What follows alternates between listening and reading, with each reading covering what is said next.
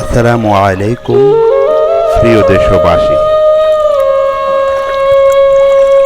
আমাদের বর্তমানে অনেকগুলো জেলার মধ্যে বন্যার পানিতে লাখ লাখ মানুষ জীবনযাপন কষ্টপাত করছে। এর মধ্যে দেখুন সোনাইমুড়ি কৌশল্যাবাদ গ্রাম, এ হলো আমার বাড়ির দৃশ্য। দেখেন, এটা হলো আমাদের আমেনা ফুপুর ঘর, একদম ভেঙে গেছে এই জায়গাটি। এ হলো আমার মেজ আপু, যে গত বছর মারা গেছে। এখানে আমার দুইটা ভাগিনা, আমার ঘরের জামে আছে। তো এখন বর্তমানে ঘরে নেই তারা। দেখেন আমার পুকুর ঘরটা খুব ভয়াবহ। আমাদের মাওলাক ভাইয়ের ঘরটাও ডুবে গেছে প্রায়। তো খুব কঠিন অবস্থায় জীবনযাপন করছে বর্তমান।